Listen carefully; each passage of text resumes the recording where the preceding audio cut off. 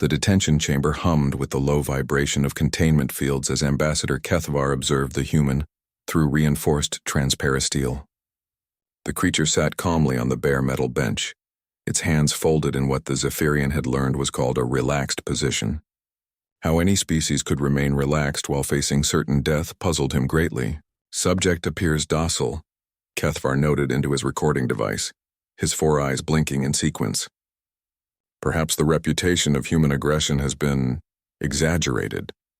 The human, who had introduced himself simply as Marcus, looked up at the observation window. Even through the one-way barrier, Kethvar felt unsettled by those strange forward-facing eyes. Predator eyes, the xenobiologists called them, though this particular predator seemed remarkably calm for something about to face a ravager. High Admiral Zixthal's voice crackled through the communicator. Initiate Protocol 7. Release the ravager. Kethvar's claws hesitated over the control panel. Protocol 7 was typically reserved for the most dangerous war criminals, beings whose very existence threatened galactic peace. This human had done nothing more than refuse to acknowledge Zephyrian authority over his mining vessel. Sir, perhaps we should reconsider. The human will learn respect, Ambassador, as will any other species that thinks to defy us. Release it. The Ravager had been discovered on Xerion Prime 3 cycles ago, a perfect killing machine that had single-handedly eliminated an entire Caltharian research outpost.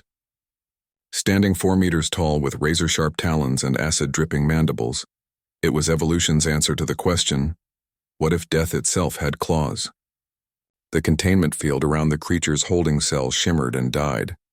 Kethvar watched in horrified fascination as the Ravager emerged, its massive form moving with deadly grace. Its 6 legs carried it forward with purpose, compound eyes scanning for prey. When it spotted Marcus through the barrier, it released a sound that made Kethvar's internal organs vibrate unpleasantly. A deep, resonating growl that spoke of hunger and violence. The barrier between them dissolved. Marcus stood slowly, and Kethvar expected to see fear, panic, or at least the survival instinct that drove all intelligent life.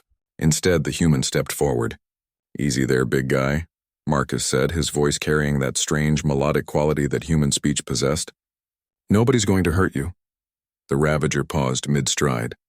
Marcus extended one hand, a gesture that Kethvar recognized as incredibly foolish given the creature's tendency to bite first and never ask questions. But something extraordinary happened. The Ravager's massive head tilted to one side. I know, Marcus continued, his voice dropping to what humans called a gentle tone. They've kept you locked up, haven't they? That's not fair. Nobody likes being caged. Kethvar's 4 hearts nearly stopped as the human took another step closer. The Ravager's acid-dripping mandibles were mere meters from Marcus's comparatively fragile form. You're probably hungry too. And scared. New place, new smells, new people. Marcus's hand remained extended, steady and patient. It's okay to be scared. I'm a little scared too. The Ravager made a sound. Not the bone-rattling growl from before, but something softer. Almost questioning. Yeah, that's it, Marcus encouraged. You're not a monster, are you? You're just an animal trying to survive. I get it. In the observation deck, Kethvar found himself unable to blink as the impossible unfolded before his eyes. The galaxy's most feared predator, the creature that had slaughtered an entire outpost of trained soldiers, slowly, cautiously, approached the human's outstretched hand. Marcus remained perfectly still as the massive head drew near. When the Ravager's snout finally touched his palm, the human smiled. There we go. Good boy. The transformation was instantaneous. The Ravager's aggressive posture melted away. Its tail, tipped with a stinger capable of piercing battle armor, began to move in what could only be described as a wag. The creature that had been the stuff of nightmares moments before suddenly dropped to the ground and rolled onto its back, exposing its vulnerable underside. Marcus actually laughed, and began scratching the creature's belly. The Ravager's legs kicked in apparent pleasure, and that soft questioning sound returned, now clearly recognizable as a purr. Who's a good apex predator? Marcus cooed in the tone Kethvar had heard humans use with their domestic companions. You are. Yes, you are. The communicator crackled with High Admiral Zixthal's stunned silence. Kethvar found his voice first. How is this possible? Marcus looked up at the observation window as if he could see through it. You really want to know? The containment field is still active around the chamber, Kethvar whispered into his communicator. He shouldn't be able to hear us. Humans are persistence predators, Marcus said, continuing to scratch the happily purring death machine. We didn't evolve to be the biggest or strongest or fastest. We evolved to be the most adaptable. And part of that adaptation was learning to work with other species. He gestured to the Ravager, who had now completely relaxed. This guy? He's pack-bonded. Probably spent his whole life looking for a pack to belong to.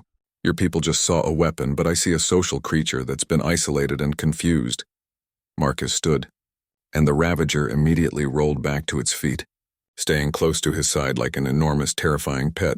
See, the thing about humans is that we've spent tens of thousands of years turning wolves into companions, wild cats into house pets, and apex predators into loyal friends. It's kind of our specialty. The human reached up and scratched behind one of the Ravager's sensory clusters. The creature leaned into the touch with obvious contentment. So, Marcus said, looking directly at the observation window, are we going to keep playing these games, or can we discuss my mining rights like civilized beings? Because honestly, I think my new friend here would prefer it if we all just got along. As if to emphasize the point, the Ravager sat on its haunches and tilted its head at the observation deck, in perfect imitation of an earth dog waiting for a treat. High Admiral Zixthol's voice came through the communicator. Small and shaken, release the human immediately. Later, as Marcus walked freely through the station corridors with his new companion trotting beside him, Kethvar made a final note in his report. Recommendation: humanity should be classified as a Class Alpha diplomatic species. Reason: they don't conquer apex predators. They make friends with them. The galaxy, Kethvar realized, had just become a much more interesting place.